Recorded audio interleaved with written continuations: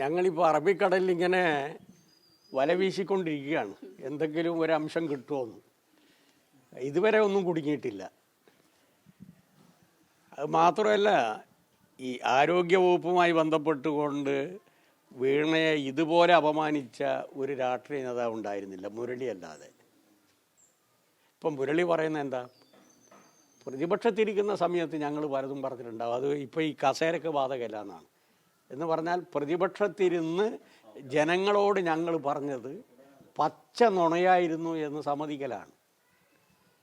പിന്നെ B J പിയുമായിട്ടുള്ള ഇവരുടെ അവിശുദ്ധ ബന്ധം മറച്ചു പിടിക്കാൻ അവർ നടത്തിയ ഗൂഢാലോചനയുടെ ഭാഗമാണ് പിണറായി സംഖ്യയാണ് എന്ന പ്രചരണം. അത് പൊതുസമൂഹത്തിൽ ഒരു വിഭാഗത്തെ അത് സ്വാധീനിച്ചു. നിങ്ങളൊക്കെ നല്ല രൂപത്തിൽ കുടലുമായി നല്ല പ്രചരണവും നടത്തി. പക്ഷേ ഈ നെമിസിസ് എന്ന് പറയുന്ന ഒരു സാധനമുണ്ട് ഈ ഷേക്സ്പിയറിയൻ കൃതികളിൽ. പ്രതികാര ദേവത എപ്പോഴെങ്കിലും തിരിച്ചടിക്കും. അതാണ് ഇപ്പം നിങ്ങൾ കണ്ടുകൊണ്ടിരിക്കുന്നത്. എന്താണോ അവർ പറഞ്ഞ അധികാരത്തിൽ വന്നത് അതിന് ഘടകവിരുദ്ധമായി പ്രവർത്തിക്കാൻ അവർ നിർബന്ധിക്കപ്പെടൂ. അതാണ് ഞാൻ പറയുന്നത്. ആ MOUമായി ബന്ധപ്പെട്ടുകൊണ്ട് പെനാൽറ്റി ക്ലോസ് ഉണ്ട് എവിടെയെങ്കിലും? ഇനി ഒപ്പിട്ടെന്ന് വിചാരിക്കുക, MOUയിൽ ഒപ്പിട്ട്, കറക്റ്റാണ്. MOUയിൽ ഒപ്പിട്ട് കഴിഞ്ഞാൽ അത് ഫൈനൽ എഗ്രിമെൻ്റ് അല്ല, അത് ഒരു പദ്ധതിയുമായി ബന്ധപ്പെട്ടുകൊണ്ടുള്ളൊരു തുടക്കമാണ്. അപ്പം തന്നെ അതിൻ്റെ ഭവിഷ്യത്ത് ഒരു ഘടകകക്ഷി എന്നുള്ള നിലയിൽ CPI തുറന്ന് പറഞ്ഞു.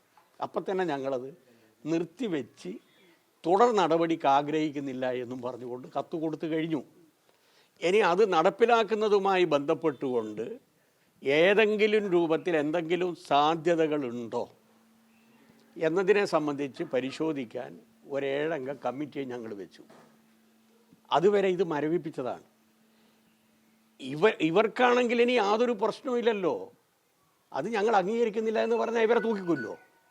ഞങ്ങൾ ആ MOU ഞങ്ങൾ അംഗീകരിക്കുന്നില്ല, ഞങ്ങളത് പറച്ച് ചെയ്യുന്നു, അറബിക്കടലിൽ എറിയുന്നു എന്ന് പറഞ്ഞാൽ ഇവരെ തൂക്കാൻ വിധിക്കുമോ? ഇവർക്ക് എന്തെങ്കിലും പ്രശ്നം ഉണ്ടാകാൻ പോകുന്നുണ്ടോ? കാരണം ആ MOUയിൽ ഒരു പെനാൽറ്റി ക്ലോസ് എവിടെ ഇല്ല. ആരെങ്കിലും ഇത് വയലേഷൻ നടത്തിയാൽ കേന്ദ്രമായാലും സംസ്ഥാനമായാലും ശിക്ഷിക്കുമെന്ന് എവിടെയും പറഞ്ഞിട്ടില്ലല്ലോ.